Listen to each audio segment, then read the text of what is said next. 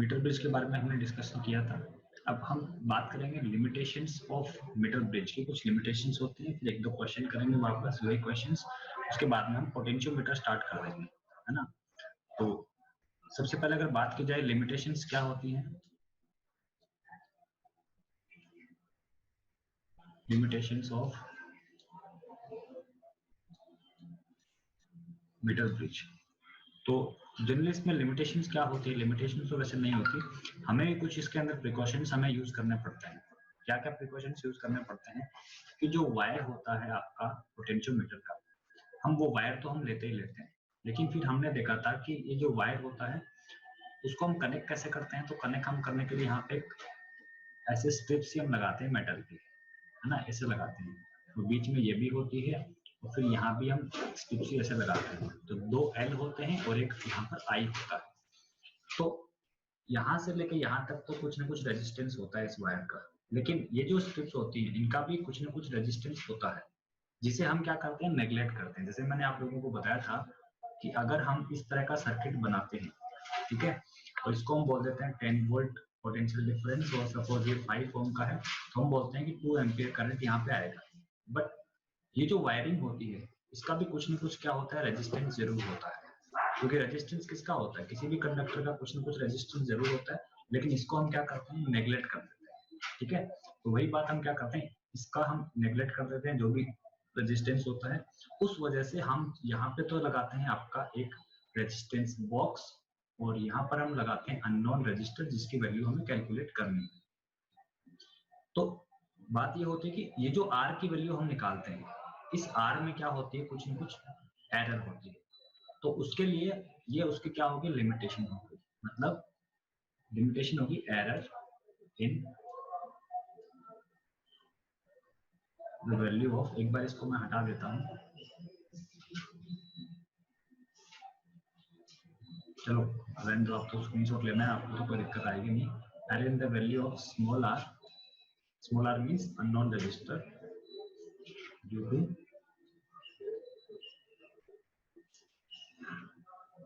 Resistance, due to resistance of, आप बोल सकते हो यहाँ पे कॉपर स्ट्रिप्स, है ना, कॉपर स्ट्रिप्स कह सकते हैं आप, copper strips.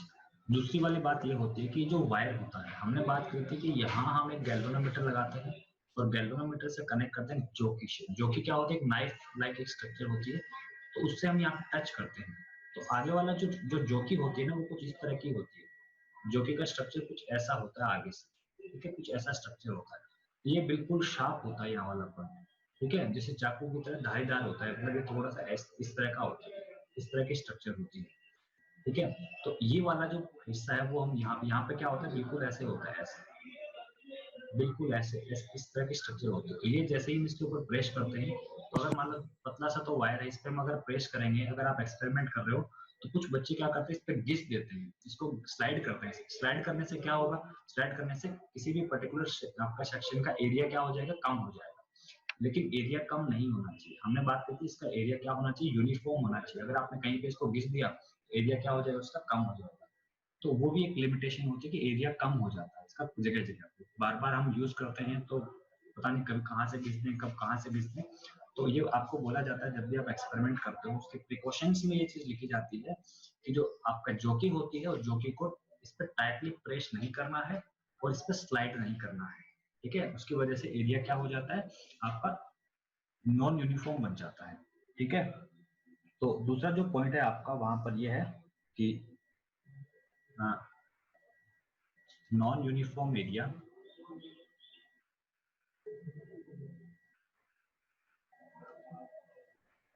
Sorry due to sliding जो कि ऑन द वायर, ठीक है। और तीसरी बात जो होती है वो ये होती है कि ये जो वायर होता है इसका रेजिस्टेंस क्या होना चाहिए, फिक्स होना चाहिए, इसका रेजिस्टेंस चेंज नहीं होना चाहिए। लेकिन जैसे मान लो हमने क्या करा, एक्सपेरिमेंट स्टार्ट करा, हमने इसको बैटरी से जोड़ते हैं, सेल से जोड़ते हैं। अगर मान लो काफी देर तक इसके अंदर करंट फ्लो हो रहा है, काफी देर तक अगर करंट फ्लो होगा, तो उससे क्या होगा कि ये गर्म हो जाएगा, और आप लोगों को पता है अगर टेम्परेचर इसका इंक्रीज होगा, इसका रेजिस्टेंस भी क्या हो जाएगा, इंक्रीज हो जाएगा। अब रेजिस्टेंस अगर इसका चेंज होगा तो रेजिस्टेंस चेंज होने से भी दिक्कत आती है, ठीक है। हालांकि रेशियो आपका सेम आता है, लेकिन पता नहीं कहाँ से आपने उसको रब कर दिया हो तो कहाँ से रेजिस्टेंस कम, तो रेशियो में आपका क्या है, यूनिफॉर्मिटी नहीं रहती, रेशियो आपका चेंज हो जाता है। तो due to increase in temperature, due to increase in temperature, temperature temperature increase क्यों होता है, एक बार इसको हटाते हैं, टेम्परेचर इंक्रीज नहीं लिखेंगे स्टार्टिंग में, सीधा सीधा इसको हम लिखेंगे the current should not flow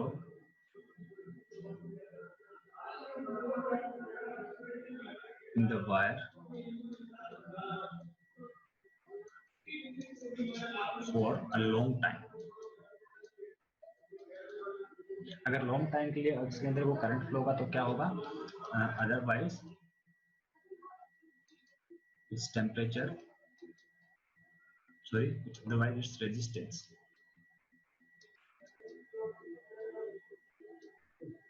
will also increase। ठीक है, ये कहानी होती है। तो हमें तीन चीजें ध्यान रखनी होती हैं कि भाई इसका तो हम कुछ करने, इसका तो हमने क्या करा, इसका भी हम कुछ करते हैं जुगाड़, अभी बताऊंगा, इसका मैंने बताया नहीं है। इसके लिए क्या करते हैं कि ज्यादा देर तक करंट फ्लो हम नहीं कराते, क्या क्या ध्यान रखना होता है, ये चीजें कौन पूछता है, ये चीजें आपसे पूछी जाती हैं जब एग्जामिनर आता है, आपका प्रैक्टिकल होता है, जब आपका वाइवा होता है, तब आपसे ये चीजें पूछी जाती है। पहली चीज आपसे ये पूछी जाएगी क्या क्या प्रिकॉशंस होते हैं, ये आपसे एग्जामिनर खुद बोल देगा कि ज्यादा देर तक करंट फ्लो क्यों नहीं कराते इसके अंदर, क्योंकि उसका रेजिस्टेंस चेंज हो जाएगा। दूसरी बात, एरिया यूनिफॉर्म, या फिर आपसे बोल देगा कि जोकी को स्लाइड क्यों नहीं करते, है ना, तो जोकी को स्लाइड क्यों नहीं करते, आप इस पे ज्यादा प्रेस नहीं करते, क्यों नहीं करते, क्योंकि उसका एरिया चेंज हो जाएगा अलग अलग जगह पे, लेकिन हमें एरिया यूनिफॉर्म रखना है। और फर्स्ट जो पॉइंट मैंने आप लोगों को बताया कि एरर आती है आर में इनके रेजिस्टेंस की वजह से। इसके लिए हम क्या करते हैं, हम या तो ऐसा करते हैं कि 2-4 रीडिंग्स लेते हैं, ठीक है, 2-4 रीडिंग्स ले लेंगे, फिर अपने आप एवरेज ले लेंगे, तो अपने आंसर सही आ जाएगा। जब भी हम प्रैक्टिकल करते हैं हम 3-4 रीडिंग्स लेते हैं, उसके बाद एवरेज लेते हैं।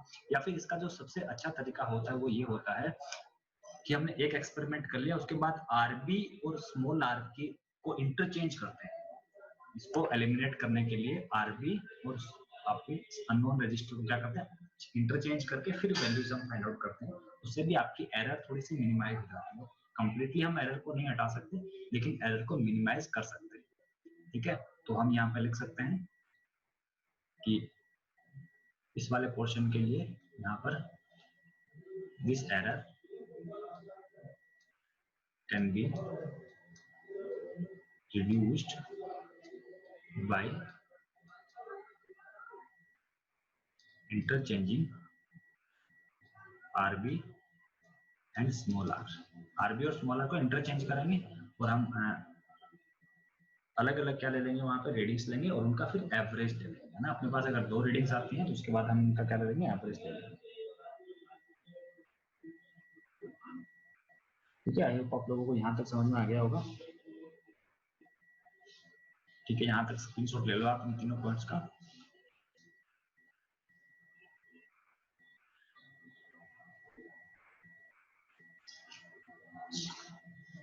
ठीक है, अब एक क्वेश्चन कर दो फटाफट, उसके बाद हम पोटेंशियोमीटर स्टार्ट करते हैं। आपके लिए क्वेश्चन है कि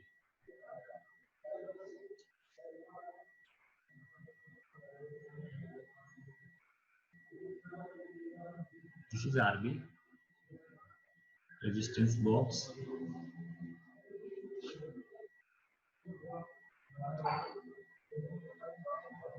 this is unknown resistor small r, you don't know the value of small r, and this is 4 ohm, 6 ohm, sorry 6 ohm, this is 6 ohm, and battery यहाँ पे हमने लगा दी है। यहाँ पर आपका पोटेंशियोमीटर वायर है, ये रहा, और ये गैल्वेनोमीटर हो गया, और ये बैलेंसिंग पॉइंट। ये है आपका, ये वाला जो पोर्शन आपको दे रखा है दैट इज 40 सेंटीमीटर। इधर वाला पोर्शन आपको 40 सेंटीमीटर दे रखा है। 6 वोल्ट की आपको बैटरी लगा रखी है। आपसे क्या पूछा है, 6 की रहने दो, 5 6 की, ठीक है 6 वोल्ट की बैटरी आपसे लगा रखी है, पूछा है आर कितना होगा and current in small r की वैल्यू बतानी है और करंट बताना है स्मॉल आर।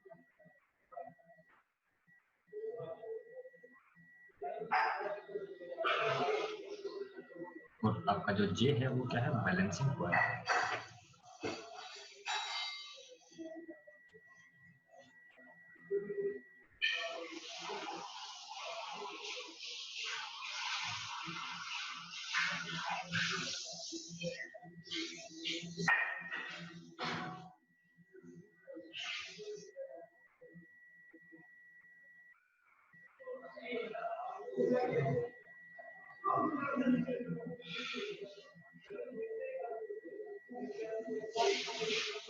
आंसर्स आ रहे हैं अपने पास। एक का आंसर है आर इक्वल टू 4, रशीद की तरफ से उदय का आंसर आया 9। तो देखिए क्या करना है कि अगर ये आपका 40 है तो ये कितना हो गया, ये हो गया 60। एक आंसर हो रहा है अभी, हंसराज 9 हो। ठीक है, तो देखते हैं भाई ये 60 हो गया। अब इनका रेशियो क्या होगा, सेम होगा, है ना, इनका रेशियो सेम होगा। आप ये ऐसा मत करना कि आप फॉर्मूला लगाने बैठ जाओ, ठीक है, फॉर्मूला लगाने वाली बात यहाँ पे हमेशा मत करना, फॉर्मूले में आप कंफ्यूज हो सकते हो अगर आपने फॉर्मूला ध्यान से नहीं लगाया। बट आपको क्या करना होता है, इनका रेशियो और इनका रेशियो आपको क्या करना है। यहाँ पर रजिस्टर नहीं है तो आप रजिस्टर की जगह लेंथ ले सकते हो, कोई प्रॉब्लम नहीं है, because resistance is directly proportional to length. तो हम क्या करते हैं, दिस अपॉन ये जो आपका 6 ओम है तो हम कर देंगे 6 ohm upon 60 is equal to R upon 40। ठीक है, हमने रेजिस्टेंस का रेशियो नहीं लिखा है, हमने नीचे की तरफ क्या यूज करा है, लेंथ हम यूज कर सकते हैं क्योंकि resistance is directly proportional to length. अब यहाँ से अब आप R निकाल सकते हो, 0 से 0 कैंसिल आउट हो गया, 6 से 6 कैंसिल आउट हो गया और R की वैल्यू आ गई 4। ठीक है, 4 ओम इज द करेक्ट आंसर। अगर आप फॉर्मूले से यूज कर फॉर्मूला यूज करोगे R अपॉन R का और यहाँ पे लिखोगे आप 100 माइनस L अपॉन L, और ये वाला R आपका इधर आ जाएगा 100 minus L upon L into small r capital R। लेकिन आप L कितना है, मैंने इधर वाली लेंथ आपको दी है, ठीक है, इधर वाली लेंथ मैंने आपको दी है, तो आपको क्या करना पड़ेगा, L ये वाला हो जाएगा आपका 60 आपका L होगा, तो ये अपने आप 40 अपॉन 60 इंटू 6 होगा जो कि वैल्यू आएगी आपकी 4 होगा। ठीक है, तो फॉर्मूले में ज्यादा दिमाग मत लगाना, फॉर्मूले में आप कंफ्यूज हो सकते हो कि R ऊपर होता है या ये R ऊपर होता है, 100 माइनस L ऊपर होता है या L ऊपर होता है, आप कंफ्यूज हो सकते हो। आप सीधे सीधे this upon this is equal to this upon this पे काम किया, ठीक है। या फिर आप क्रॉस मल्टीप्लाई कर सकते हो, क्रॉस में मैंने आप लोगों को बताया था कि इसको हम इससे मल्टीप्लाई करते हैं, इसको हम इससे मल्टीप्लाई करते हैं, दोनों को इक्वेट करना है। यहाँ पर रजिस्टर नहीं है तो मैं बार बार रिपीट कर रहा हूँ कि आप लेंथ को एज अ रजिस्टर यूज कर सकते हो, कोई दिक्कत नहीं आएगी यहाँ पर। ठीक है, उसके बाद में क्या है, उसके बाद में आपको निकालना है करंट की वैल्यू। तो करंट की वैल्यू अगर आपको निकालनी है यहाँ पर, तो जो ऊपर वाला पोर्शन आप लोग देख रहे हो, ऊपर वाला पोर्शन देख रहे हो, ये 6 ओम और ये 4 ओम, और इससे बैटरी जो जुड़ी हुई है यहाँ पर वो कितने की है, वो 6 वोल्ट की बैटरी लगी हुई है यहाँ पर। बीच में आपका रजिस्टर वायर भी लगा हुआ है। ठीक है, this is A and this is यहाँ कहीं से ये। अब ये अपने कोई काम का नहीं है ये वाला पोर्शन। अब सीधा सीधा देखिए, अगर यहाँ और यहाँ के बीच में पोटेंशियल डिफरेंस 6 वोल्ट है तो यहाँ और यहाँ के बीच में पोटेंशियल डिफरेंस कितना होगा, 6 वोल्ट होगा।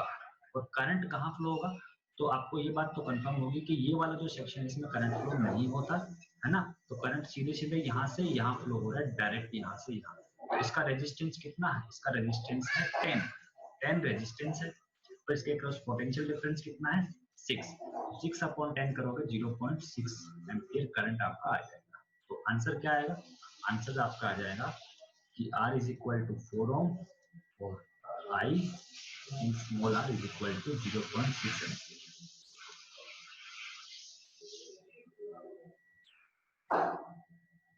ठीक है, नेक्स्ट क्वेश्चन आपके लिए, इसको हटाता हूं मैं।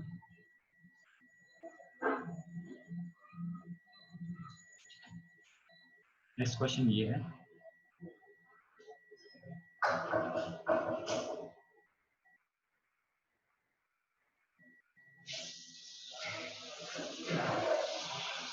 दिस इज RB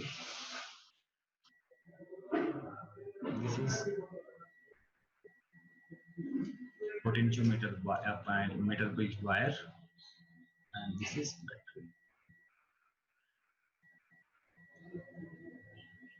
ठीक है, आपको गिवन है इसकी वैल्यू कितनी 10 जो कि लगा रखी है हमने यहाँ पर और यहाँ पर लगा रखी है, जो कि ये आपका गैल्वेनोमीटर, इसको हमने कनेक्ट किया यहाँ पर।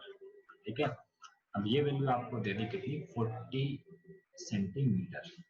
ये 40 सेंटीमीटर आपको दे दी, तो एक सेकंड 40 ले लो, कोई दिक्कत नहीं है, 40 रहने दो, इसको एक बार इसको लो आप 20 सेंटीमीटर, दिस इज 20 सेंटीमीटर। ठीक है, अब आपको दे दिया कि ये जो वैल्यू है वो 0.5 ओम है और ये है आपका are.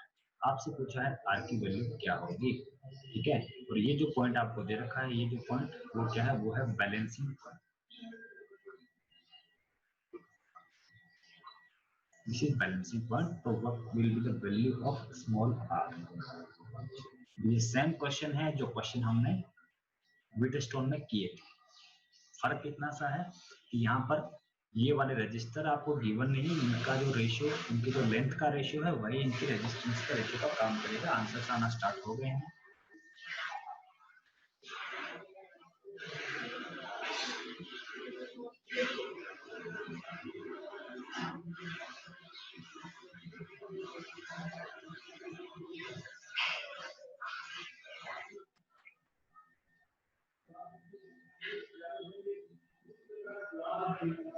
Answer Harshit Sharma 2 answer आया है, देखते हैं क्या होता है।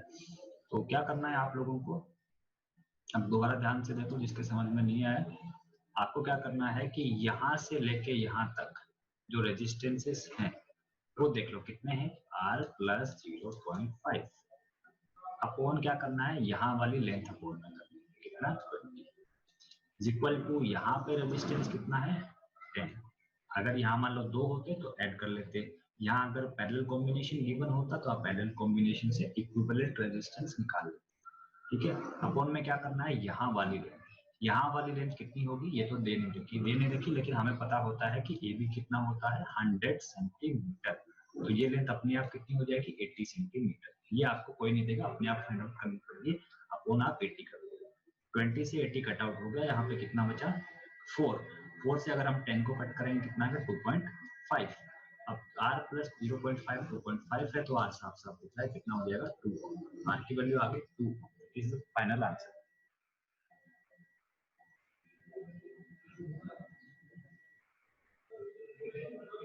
उदय 1/4 कैसे आ गया?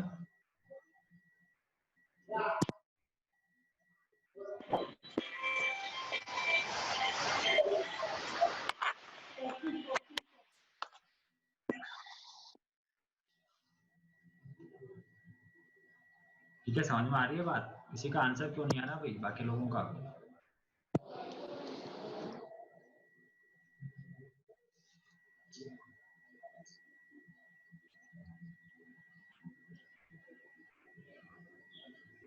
अब ठीक है, अब आगे हम स्टार्ट करते हैं। तो मीटर ब्रिज हमने डिस्कस कर लिया है, अब हम आगे स्टार्ट करेंगे पोटेंशियोमीटर।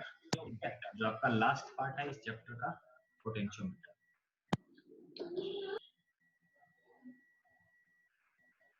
ठीक है, कोई बात नहीं,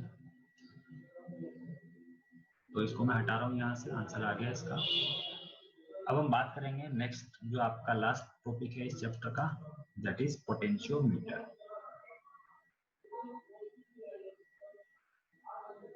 ठीक है, तो पोटेंशियोमीटर हम स्टार्ट करने वाले हैं। तो क्या होता है पोटेंशियोमीटर, हम उसको डिस्कस कर लेते हैं। सबसे पहले जैसे हमने मीटर ब्रिज के बारे में डिस्कशन किया था कि मीटर ब्रिज कैसा होता है, मतलब दिखने में कैसा होता है, लैब में आप लोगों ने देखा होगा। तो सबसे पहले वैसे डिस्कस कर लेते हैं कि पोटेंशियोमीटर कैसा बना होता है, तो क्या काम में आता है, क्या इसके मतलब कितनी चीजें पढ़ेंगे तो आप लोगों को पता होगा कि इसकी डेफिनेशन क्या होती है, इसका कंस्ट्रक्शन क्या होता है, इसका एप्लीकेशन क्या होता है, इसका प्रिंसिपल क्या होता है, इसकी वर्किंग क्या होती है।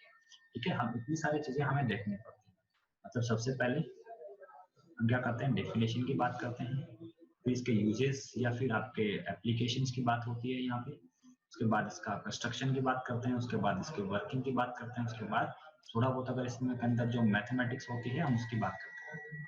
ठीक है, तो अगर सबसे पहले इसको डिस्कस करना चाहें कि कैसा होता है, कैसा दिखता है, तो जैसे मीटर ब्रिज की हमने बात की थी, वैसे ही पोटेंशियोमीटर होता है।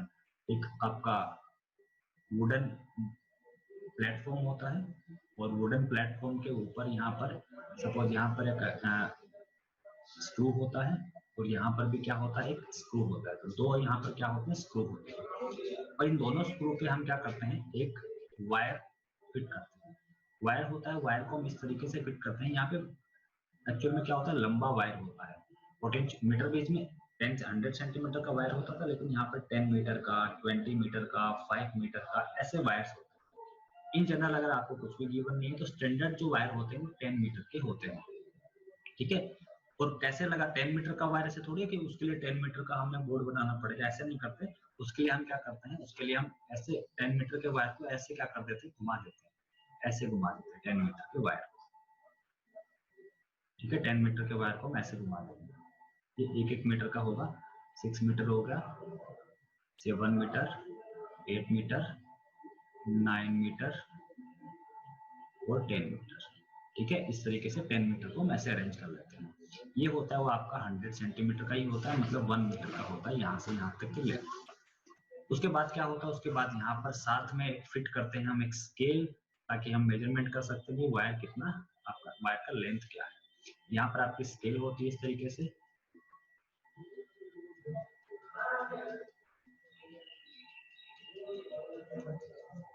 ये क्या होती है, स्केल होती है।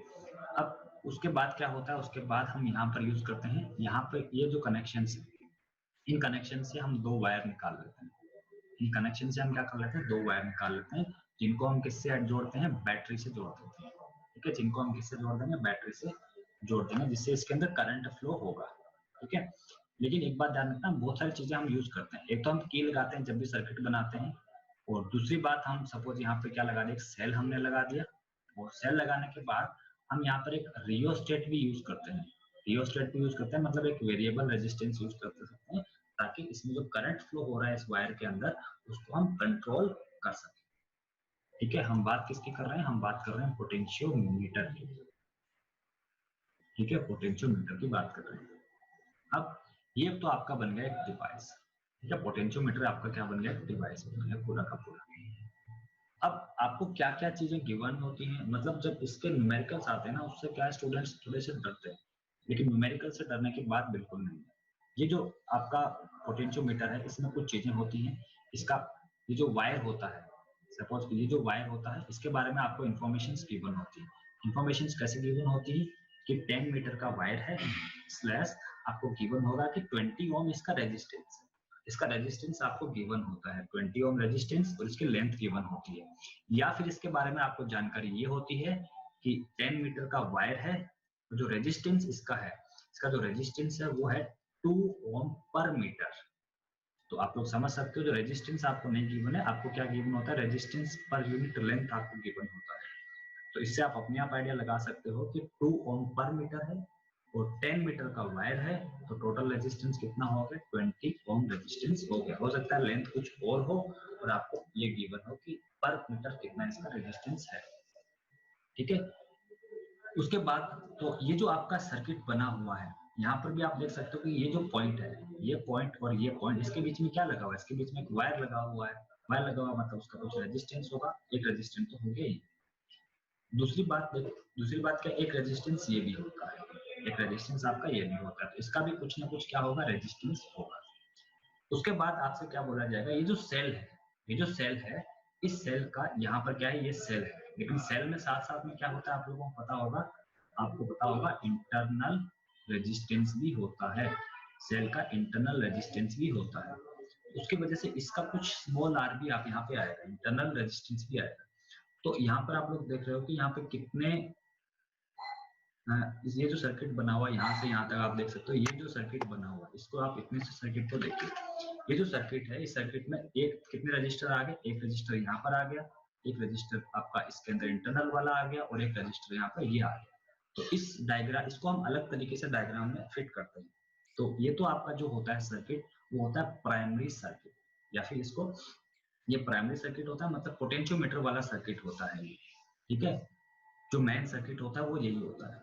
तो ये आपको इन्फॉर्मेशन गिवन होती है। क्या गिवन होती है? आपको इसके बारे में इन्फॉर्मेशन कहाँ से मिलेंगी? आपको ऐसे इन्फॉर्मेशन मिलेंगी। दूसरी बात, आपको जो वेरिएबल रजिस्टर गिवन है इसकी वैल्यू आपको दे दी जाएगी। उसके बाद आपको स्मॉल आर अगर आपको गिवन हो तो मेंशन कर देंगे, अगर हो सकता है आपको गिवन ना हो मतलब उसने उसको नेग्लेक्ट कर दिया है। तो क्या इतनी इंफॉर्मेशन मिलने के बाद आप इस सर्किट में करंट निकाल सकते हो? बिल्कुल निकाल सकते हो। क्यों? कैसे निकालोगे करंट यहाँ पर? क्योंकि यहाँ पर इसके साथ आपको ई भी मिलेगा। क्या मिलेगा? ई भी मिलेगा। तो इसमें जो करंट आएगा वो आ जाएगा E upon R, capital R plus small r plus यहाँ वाली जो भी वैल्यू आएगी। ये जो पॉइंट होता है ना, यहाँ पर जनरली हम ए पॉइंट लिखते हैं, यहाँ पर बी पॉइंट लिखते हैं। ठीक है, तो यहाँ से यहाँ का जो रेजिस्टेंस होता है उसको हम क्या लिखते हैं? उसको लिखते हैं आर ए बी, या रेजिस्टेंस ऑफ पोटेंशियोमीटर वायर। तो आर ए बी यहाँ पे ये वाली चीज हो जाती है। तो ये क्या है? ये करंट है, करंट इन दिस सर्किट। ठीक है, तो ये कहानी होती है कि पोटेंशियोमीटर इतनी बड़ी चीज होती है। तो यहाँ तक का स्क्रीनशॉट लीजिए, उसके बाद हम थोड़ा सा आगे बढ़ते हैं।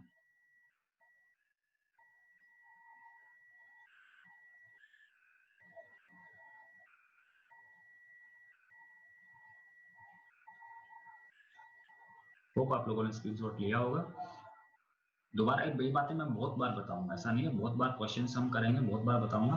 अब धीरे धीरे देखते जाइए, सब कुछ आप लोगों को समझ में आ जाएगा। हो सकता है स्टार्टिंग में आप लोगों को कुछ चीजें समझ में नहीं आ रही है, लेकिन साथ साथ आपको सारी चीजें समझ में आ जाएगी। अब देखिए, तो जो पोटेंशियोमीटर वाला हम केस कर रहे थे, तो हम उसको इस तरीके से बनाएंगे। अपना जो सेल था उसको मैं यहाँ बना दे रहा हूँ, और हो सकता है सेल का कुछ इंटरनल रेजिस्टेंस हो, उसको मैंने बना दिया यहाँ पर। ये है आपका सेल, और यहाँ पर हमने बना दिया वेरिएबल रेजिस्टेंस। वेरिएबल रेजिस्टेंस या रियोस्टेट को हम इस तरीके से भी बना सकते हैं, कोई प्रॉब्लम नहीं है ना। इस बात का ध्यान रखना, हम ऐसे भी रियोस्टेट को बना सकते हैं, मतलब वेरिएबल रेजिस्टर जिसकी वैल्यू पता नहीं चेंज हो सकती है, और इस तरीके से भी हम बना सकते हैं, इस तरीके से भी बना सकते हैं। तो हमने इसको इस तरीके से बना दिया यहाँ पर। अब देखिए यहाँ पर, और हमने क्या लगाया था यहाँ पे? सपोज यहाँ पर हमने लगा दिया की आप कहीं भी लगा सकते हो, सीरीज में आपको लगानी है। उसके बाद इन दोनों पॉइंट्स के बीच में क्या था? हमने 10 मीटर का वायर हमने लगाया था। अब 10 मीटर का वायर हम यहाँ पे लगा देते हैं। तो ये हो गया आपका 10 मीटर का वायर। ठीक है, ये हो गया पोटेंशियोमीटर का वायर ए और बी। ठीक है, इतनी सी कहानी है। अब हमें क्या करना होता है? ये तो वायर हो गया, लेकिन क्या काम में आता है ये पोटेंशियोमीटर? तो उसके बारे में थोड़ा सा हम डिस्कस कर लेते हैं कि पोटेंशियोमीटर काम क्या आता है। तो पोटेंशियोमीटर की हम बात कर रहे थे।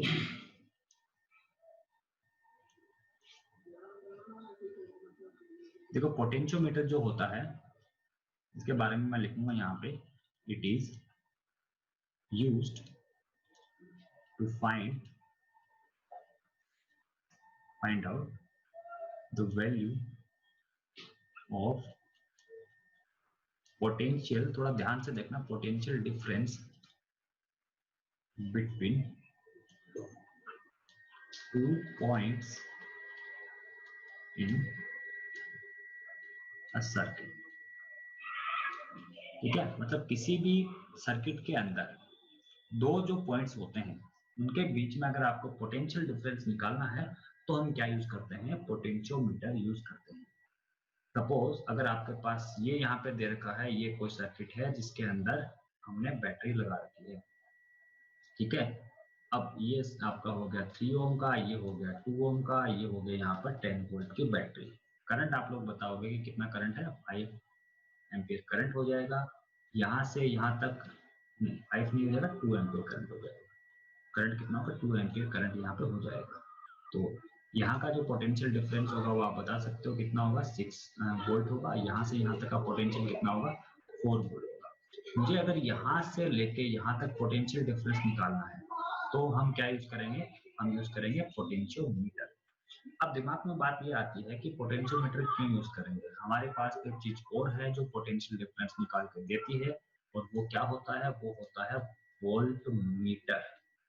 ठीक है, तो वोल्ट मीटर की हेल्प से भी हम क्या निकाल सकते हैं? पोटेंशियोमीटर वायर निकाल सकते हैं। और जो वोल्ट मीटर होता है वो इतना सा बड़ा होता है। ठीक है, अगर पोटेंशियोमीटर इतना बड़ा है तो वोल्ट मीटर इतना सा बड़ा होता है। ठीक है, आप लोगों ने अगर नहीं देखा तो आप अगर लैब के अंदर देखोगे तो अगर पोटेंशियोमीटर इतना बड़ा है तो वोल्ट मीटर आपका इतना सा बड़ा होता है। तो हम इतनी छोटी चीज की जगह के लिए इतनी बड़ी चीज क्यों यूज करें? क्योंकि काम तो इसका भी पोटेंशियल डिफरेंस फाइंड आउट करने का है, काम इसका ही पोटेंशियल डिफरेंस फाइंड आउट करने का है। मतलब ये आपकी हथेली के बराबर होता है, आप हथेली पे आराम से रख सकते हो, इतना सा बड़ा होता है। ठीक है, लेकिन ये क्या होता है, ये बड़ा होता है। ये अगर इसको आप ऐसे इसको वर्टिकली अगर आप रखोगे तो आपकी छाती चढ़ा जाएगी। ठीक है, मतलब 1 मीटर का होता है, काफी बड़ा होता है ये। तो ये बहुत छोटा सा होता है, तो हम ये भी पोटेंशियल डिफरेंस मेजर करने के काम में आता है आपका कौन, वोल्ट मीटर। ठीक है, और इसको हम ऐसे जोड़ देते हैं, कोई दिक्कत ही नहीं है, कोई एक्सपेरिमेंट करने की बात नहीं, कुछ और नहीं। यहाँ पर जो नीडल लगी होती है इसके अंदर, मतलब वो वोल्ट मीटर के अंदर, यहाँ पर, और यहाँ पर क्या होते हैं, यहाँ पे आपके रीडिंग्स लगी होती है। तुमसे ये अपने आप बता देगा, इसके अंदर लिखा होगा 30 वोल्ट 20 वोल्ट जितना भी वोल्टेज आएगी। डिजिटल भी आते हैं और एनालॉग भी आते हैं। तो हम क्यों यूज करते हैं पोटेंशियोमीटर, सबसे पहली बात ये होती है। तो कहानी ये होती है, तो सबसे पहले आपको समझना है कि पोटेंशियोमीटर को हम यूज क्यों करते हैं। तो इसको यूज करते हैं पोटेंशियल डिफरेंस निकालने के लिए। ठीक है, तो पोटेंशियल डिफरेंस निकालने के लिए यूज करते हैं। कैसे यूज करेंगे वो बात की बात है, लेकिन पहले हम ये बात करेंगे कि पोटेंशियल डिफरेंस निकालने के लिए अपने पास वोल्ट मीटर है तो भी हम पोटेंशियोमीटर क्यों यूज करते हैं, क्या उसके बेनिफिट हमें और मिलते हैं उसके। तो देखिए, जब भी हम वोल्ट मीटर लगाते हैं, तो एक बार मैं इस डायग्राम को क्लियर कर रहा हूं यहाँ से। चलो यहाँ पे पढ़ लेते हैं, उसके बाद हम हटा लेंगे। तो यहाँ पर हमने क्या करा, यहाँ पर मैं यहाँ पर एक रजिस्टर बना रहा हूँ जिसका रेजिस्टेंस है 5 ओम। ठीक है, और ये है बेड सेल हमने लगा दिया कितना, 10 वोल्ट का। अब आपसे पूछूं, बताइए इसके अंदर करंट कितना फ्लो हो रहा है। ठीक है, ये जो वायरिंग है उसका रेजिस्टेंस आप नेग्लेक्ट कर सकते हो, कोई प्रॉब्लम नहीं है। आप बोलोगे इसके अंदर करंट कितना आना चाहिए, 2 एम्पियर करंट होना चाहिए। थोड़ी सी देर बाद ध्यान से सुनना, करंट कितना होना चाहिए, 2 एम्पियर इसके अंदर करंट होना चाहिए अकॉर्डिंग टू ओम्स लॉ। लेकिन इसके अक्रॉस पोटेंशियल डिफरेंस कितना होना चाहिए। आप बोलोगे 2 एम्पियर करंट है तो पोटेंशियल डिफरेंस भी कितना होगा, 10 वोल्ट होगा। कैसे चेक करेंगे, अगर हम चेक करेंगे तो हमें क्या लगाना पड़ेगा, हमें लगाना पड़ेगा एक वोल्ट मीटर। लेकिन ध्यान रहे, जो वोल्ट मीटर होता है उसका भी कुछ न कुछ रेजिस्टेंस होता है। अब जैसे ही मैंने यहाँ पे वोल्ट मीटर लगाया, वोल्ट मीटर लगाने से क्या हुआ कि वोल्ट मीटर का भी कुछ ना कुछ रेजिस्टेंस होता है। सपोज इसका रेजिस्टेंस कितना है, 20 ओम इसका रेजिस्टेंस है। ठीक है, 20 ओम इसका रेजिस्टेंस है। तो जैसे ही हमने ये रेजिस्टेंस लगाया, तो पहले क्या हो रहा था कि पहले यहाँ से यहाँ तक जो रेजिस्टेंस आप पोटेंशियल डिफरेंस निकाल लेते, वो क्या निकाल लेते कि करंट कितना था, करंट आपका था 2 एम्पियर करंट। कितना था, 2 एम्पियर करंट यहाँ पे आपका आ रहा था।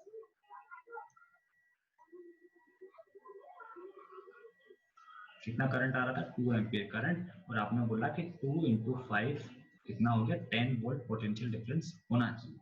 लेकिन जैसे ही मैंने वोल्ट मीटर यहाँ पे यूज किया, वोल्ट मीटर यूज करने से क्या हुआ कि यहाँ से जो करंट आ रहा था, यहाँ से जो करंट आ रहा था, वो कुछ करंट इस तरफ डिवाइड हो जाएगा, और जैसे ही कुछ करंट इधर जाएगा, इसमें करंट क्या हो जाएगा, आपका चेंज हो जाएगा। तो जैसे करंट चेंज होगा, करंट ये है, करंट को फिर आप 5 से मल्टीप्लाई करोगे, तो ये आंसर आपका उतना नहीं आएगा जितना आपने एक्सपेक्ट किया। ठीक है, तो आपको क्या मिलेगी, आपको मिलेगी एरर। ठीक है, क्या मिलेगी आपको, एरर मिलेगी। सीधी सी बात ये होती है कि जब हम वोल्ट मीटर को यूज करते हैं तो वोल्ट मीटर में करंट फ्लो होता है, वोल्ट मीटर करंट ड्रॉ करता है सर्किट से, उसकी वजह से क्या होता है, आपको मिलती है एरर। लेकिन पोटेंशियोमीटर में क्या होता है कि पोटेंशियोमीटर भी हम ऐसे ही लगाते हैं, लेकिन पोटेंशियोमीटर में करंट फ्लो नहीं होता। सर्किट में जो करंट फ्लो हो रहा था वही करंट फ्लो होता रहता है, मतलब सर्किट के अंदर जो करंट में चेंजेस बिल्कुल नहीं आते अगर हम पोटेंशियोमीटर उसमें ऐड करते हैं तो सीधी बात आप लोगों ने समझ लो। इसी को मैं लिखता हूं यहाँ पर एक बार कि y potentiometer, y potentiometer,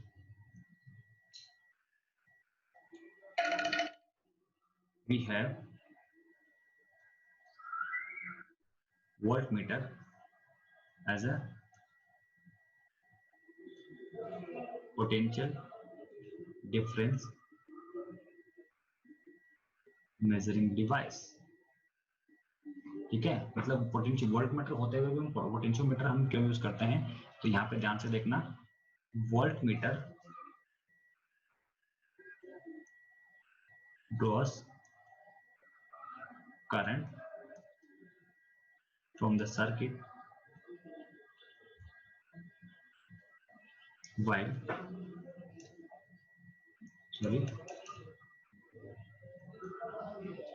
and this results the error in the potential difference, ठीक है। while potentiometer